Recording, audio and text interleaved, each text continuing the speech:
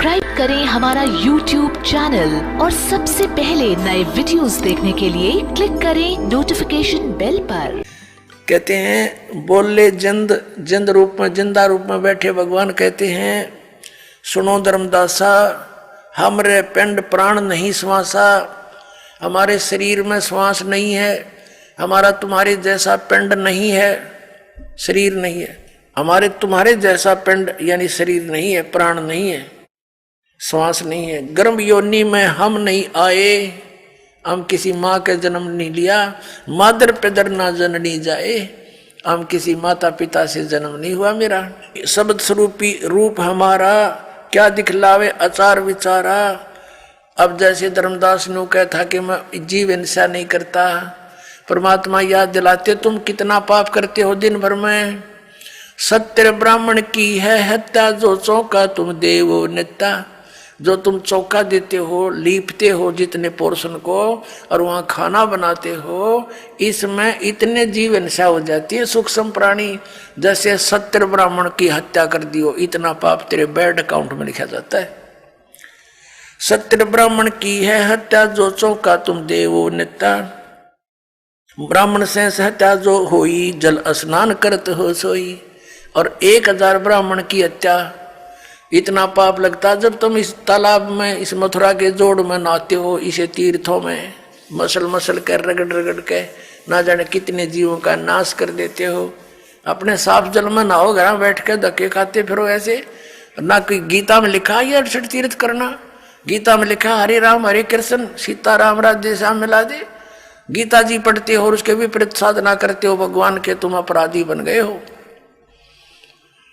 भगवान का नियम तोड़ दिया है, शास्त्र विधि त्याग कर मनमाना आचरण कर रहे हो। अब धर्मदास सुन हो गया अपने आत्माओं। जब दूसरी बार भगवान अंतर ध्यान हुए, उसके बाद वो रोता हुआ चल पड़ा। अब यहाँ थोड़ी सी जीव हिंसा गिनाते हैं कि सत्य ब्राह्मण की है हत्या, जो चौका तुम देवो नेता, ब्राह्मण से हत्या जो होई, जल स्नान करत हो सोई। पृथ्वी ऊपर पग जो धारे, करोड़ जीव एक दिन में मारे। तुम सैर सपट्टा करते हो, काम बस जाते हो, यहाँ तीर्थ पर आते हो, एक दिन में करोड़ ब्राह्मण की हत्या कर देते हो। इतने जीव, करोड़ जीव एक दिन में मारे, घूमन फिरन में 1 करोड़ जीव मार देते हो और वो तुम्हारे बुरे अकाउंट में लिखे जाते हो।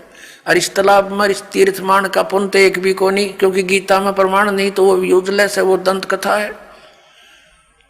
और तुम पाप नरे इकट्ठे कर लिए बहुत गने, तो पुण्यात्मा ये मार्ग ठीक नहीं। फिर क्या बताते हैं, कहते खान पान में दमन प्राणी, कैसे पाओ मुक्त निशानी। तुम कहते हो ना भी हम जीव हिंसा नहीं करते, और रोटी खाते हो, खान पान में भी बनाते समय जीव जले और खाते समय जीव मरे, तो कहते तुम कैसे मोक्ष प्राप्त करोगे इस तरीके से। और जो मंत्र हैं तुम्हारे वो यूजलेस है, वो गीता जी में प्रमाणित नहीं है। अब क्या बताते हैं, अब धर्मदास जी जो परमात्मा अंतर ध्यान हो गए, दूसरी बार फिर बुरी तरह रोए, हे भगवान ये तो बहुत बुरी बनी है परमात्मा। तावा रोवत धर्मनी नागर, कहाँ गए मेरे सुख के सागर।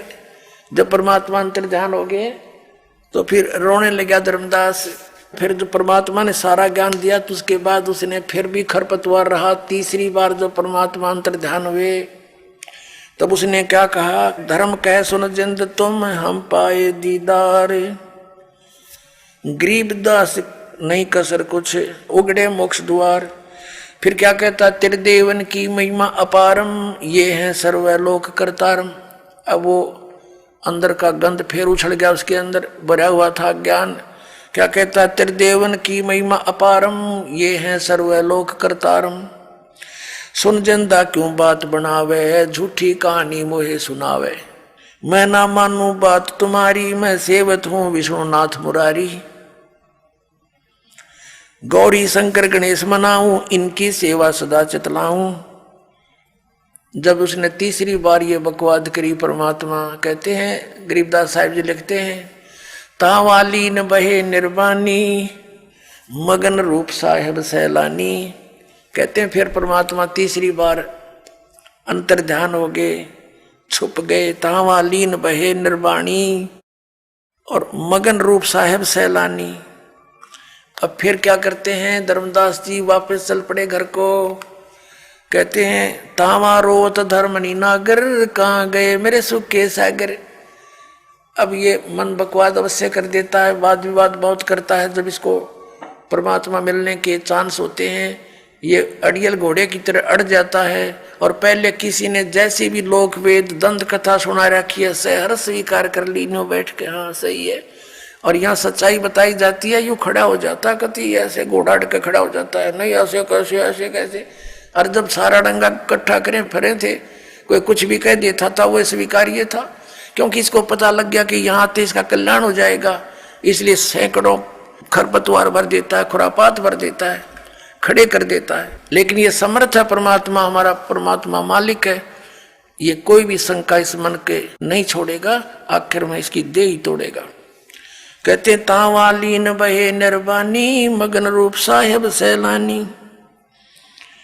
तावा रोत धर्मनी नागर, कहाँ गए मेरे सुख के सागर। फिर रो रहा है और कह रहा कहाँ गए सुख सागर। भूल लगी जाता हमसे, मैंने बहुत वाद विवाद कर दिया। बेग मिलो कर हूं अपघाता, मैं ना जी हूं सुनो विधाता। हम जाने तुम दे स्वरूपा, हमारी बुद्धि अंधगर कूपा। ये परमात्मा मैंने तो आपके साथ वाद विवाद किया, हमारी बुद्धि तो अंधेरा कुआं है, घेरा कुआं है जिसमें प्रकाश नाम की चीज नहीं। और हमने आपके साथ बहुत विवाद किया, अक्षमा करो मेरे मालिक। बेग मिलो कर हूं अपघाता, मैं ना जीवूं सुनो विधाता। हम तो मानुष रूप तुम जाना, सुन सतगुरु का किया पियाना। मैंने तो आपको एक मनुष्य समझा था, अब कहाँ चले गए भगवान, एक बार मुझे बता दो, मैं वहीं आ जाऊंगा। अगम ज्ञान कुछ मोहे सुनाया, मैं नहीं जीवूं अविगत राया। तुम सतगुरु अवगत अधिकारी, मैं ना जाना लीला थारी। तुम अवगत अवगनासी साई, फिर मोको कब मिलो गुसाई। कमर कसी धर्मदास को पूर्व पंथ पियान, गरीबदास रोवत चले बांधोगढ़ अस्थान। कल्प करे और मन में रोवे, दसों दिशा को वो मग जो है। कल्प करे यानी कल्प रहा है, कल्प रहा यानी तड़फ रहा अंदर अंदर, और कल्प करे और मन में रोवे, और दसों दिशा को वो मग जो है। दसों दिशा को देख रहा है, कभी पीछे आगे। भगवान कहीं छुप तो नहीं रहे, यहीं आसपास तो नहीं छुपे बैठे हैं, और मिल जाए तो मेरी बात बन जावे। कल्प करे और मन में रोवे, दसों दिशा को वो मग जोवे। चारों तरफ देखे, कहीं ऊपर तो आकाश में तो नहीं है। तो इस तरह वो अपने घर आ जाता है। अब घर पहुंच गया तो उसकी पत्नी बड़ी धार्मिक थी। उसने पूछा कि भगत जी कैसे वापस आ गए, आपने तो अभी बहुत समय लगाना था, आ गए आप 15-20 दिन में, 10 दिन में। आपका तो 2-3 महीने का टूर प्रोग्राम था, कई तीर्थों का चक्कर था आपके। और धर्मदास रो रहा है, बोल नहीं पा रहा। ऐसा वियोग हुआ हमसे ती, जैसे निर्धन की लुट जा खेती। इतना दुख हो गया उस पुण्यात्मा को भगवान के भी छुड़ने का और अपनी नादानी का, कि मैंने जुल्म कर दिया वाद विवाद करके, अनमोल रतन हाथ से खो दिया। अब इतना बुरी तरह रो रहा है, जिस बालक के माता पिता दोनों मर जाते हैं, और टक्कर मार मार कर रोता है, जुबान बंद हो जाती है। ऐसी स्थिति में घर पहुंच गया, आंसुओं से सब कमीज भीग गया। उसकी पत्नी ने सोचा भगत जी बोल नहीं रहे, क्या बात है। और इतना शीघ्र आने का कारण उसने स्वयं अपनी बुद्धि से सोचा कि लगता है इनका किसी ने धन लूट लिया। जो पैसा यात्रा में लेकर गए थे खर्च, वो किसी ने जिसका ठग लिया, चोरों ने चोरी कर ली दिखे। और इसलिए रो रहा है क्योंकि आमनी देवी जो श्री धर्मदास जी की धर्मपत्नी थी, उसको मालूम था कि मैं थोड़ी सी कंजूस हूँ, और भगत जी धर्म में दोनों हाथों से पैसा खर्च करते हैं। तो आमनी देवी कई बार टोक दिया करती थी कि धर्म हिसाब का किया करो भगत, बच्चे भी पालने हैं। जबकि धन की कोई कमी नहीं थी उनका, एक नेचर हो जाती है हमारी। तो उस आधार से उसने सोचा कि कहीं भगत जी इसलिए रो रहा हो कि मैं ही टोका टाकी करूंगी, इसने नाटूंगी कि और पैसा ना ले जा, बतेरे हो गए तेरे धर्म कर्म, तो इसलिए रो रहा हो कहीं मेरा काम अधूरा रह गया और यही ना नकुर करेगी, मानने को नहीं। तो उसने कहा हे भगत जी, आपका किसी ने धन लूट लिया, कोई बात नहीं, आप कितना धन ले जियो, मैं मना नहीं करूं कति आपको, मेरे कारण दुख ना पाओ। और भगवान ने कोई कमी छोड़ रखी, तुम्हारे इतना धन दे रखा, और ले जाइयो धन, अपना काम पूरा करके आओ।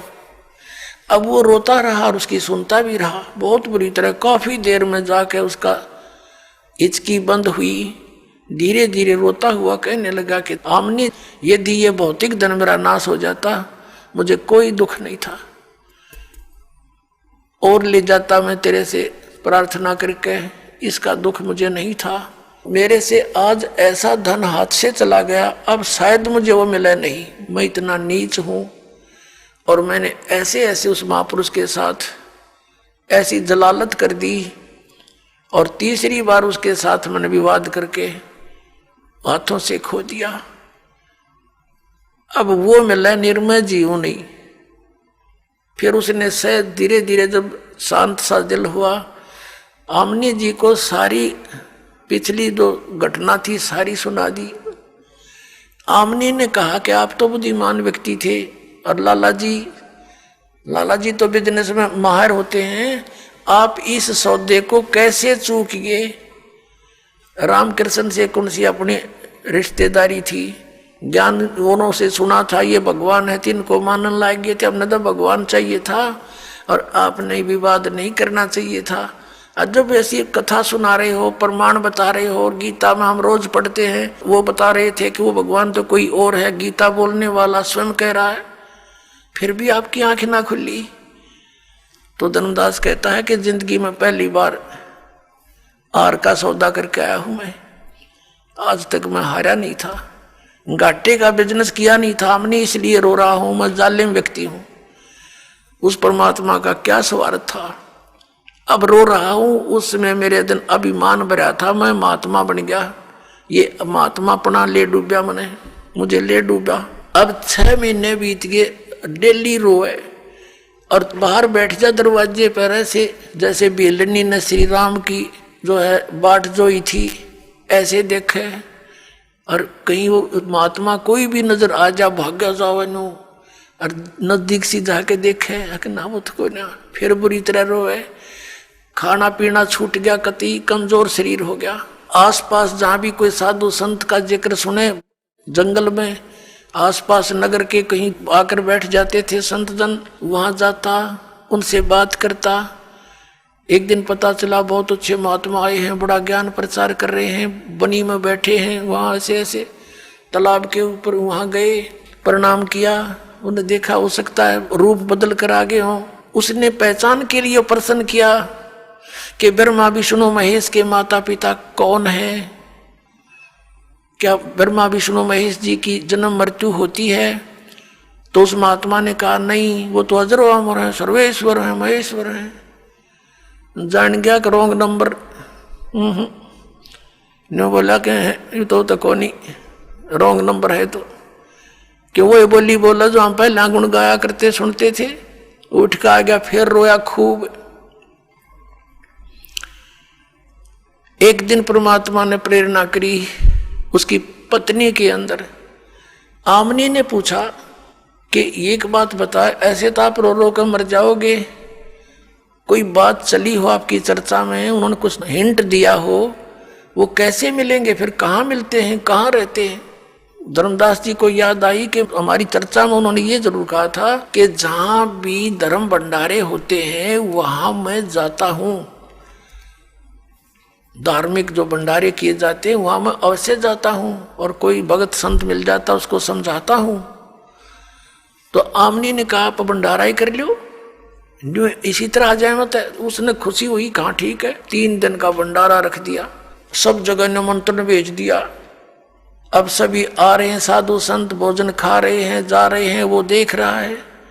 अक्सर वो तो ना आए महात्मा थे। 3रा दिन हो गया, आफ्टरनून होगी 3रे दिन की, बाद दोपहर और मन में संकल्प कर लिया कि परमात्मा यदि आज नहीं आए ना, आपका दास नहीं रहेगा संसार में। कति फाइनल कर लिया उसने, एक औपचारिकता नहीं, कति हृदय में दृढ़ होगी कि आज नहीं आए तो मैं आत्महत्या करूंगा, फाइनल फैसला करके।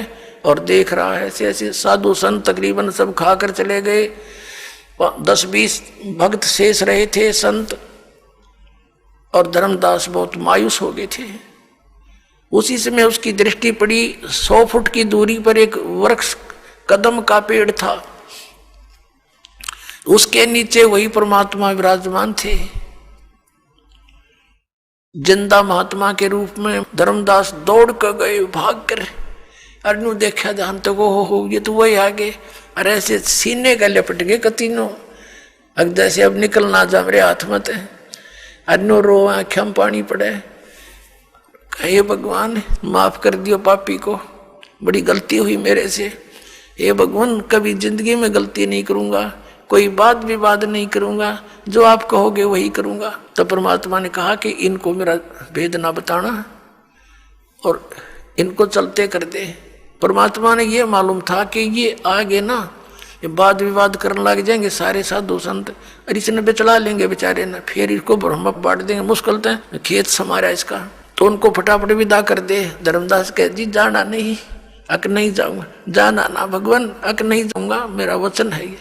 तो फिर उसका दिल सा रुका, सब साधु संतों को फारिग करा, उनको दक्षिणा विक्षिणा दे गए, वो नकलियों को डिगाया, पैर पकड़ के कहा भगवान दास की कुटिया चलियो। परमात्मा तो गए उस उद्देश्य से अंदर जाकर आमनी से अपनी पत्नी से कहा भाग्या वो धन पा गया जिसकी मुझे तलाश थी, आगे गुरुजी आगे, गुरुजी महाराज जी आगे। अब एक बैठने के लिए आसन दिया, एक पैर धर्मदास ने पकड़ा, एक आमनी ने। आमनी देवी कहने लगी भगवान आपका बच्चा बड़ा नर्म आत्मा का है, आप जी ने इतनी कठिन परीक्षा नहीं लेनी चाहिए थी, ये तो बहुत नर्म आत्मा का, ये मर जाता मैं तो इसको सांत्वना देती रही। तो परमात्मा ने कहा बेटी मैंने इसको सजा नहीं दी, इसका लोहा गर्म कराया है, ये पहले वकील पाक रहा था काल का, और अब इसको लोहे को गर्म कर दिया। लोहे को गर्म किए बिना चोट मारने का कोई यूज नहीं, उस पर असर नहीं होता। अब इसको तड़फ डाल दी और सच्चाई से परिचित भी करा दिया। अब बेटा यूं कति नरम हो गया, जो कहूंगा मानेगा ना, तो वकील बन गया था काल का, और इसकी रक्षा भी मैंने ही की है बेटा, ना तो मर तो उसी दिन जाता, इसकी ऐसी स्थिति हो गई थी। लेकिन इसमें काल घुस रहा था, एडी तले गए चोटी ताई, और ये अज्ञान से ओत प्रोत था। पूरी कथा सुनी, दोनों ने उपदेश लिया। परमात्मा ने कहा भी फिर आऊंगा मैं कभी। उधर से क्या हुआ कि फिर परमात्मा दोबारा गए, ज्ञान सुना। धर्मदास कहने लगा भगवान आपका लोक कहाँ है, कहाँ से आते हो, कहाँ आपका ठिकाना है, एक बार दास को वो दर्शन करा दो, मैं भी आपसे मिलता रहा करूँगा। परमात्मा ने कहा ठीक है भाई। अब क्या किया, धर्मदास जी की आत्मा को निकाल लिया।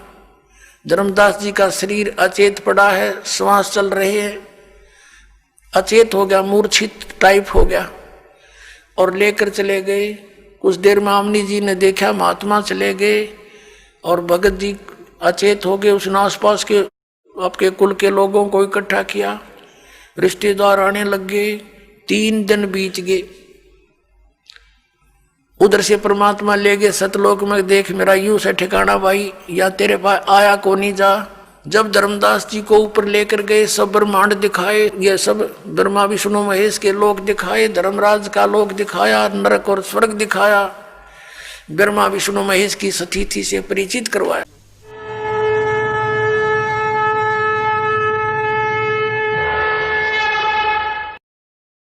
ऐसे और वीडियो देखने के लिए चैनल को सब्सक्राइब करें और वीडियो को ज़्यादा से ज़्यादा शेयर करें, और हाँ वीडियो के बारे में अपनी महत्वपूर्ण राय हमें कमेंट बॉक्स में जरूर बताएं। धन्यवाद।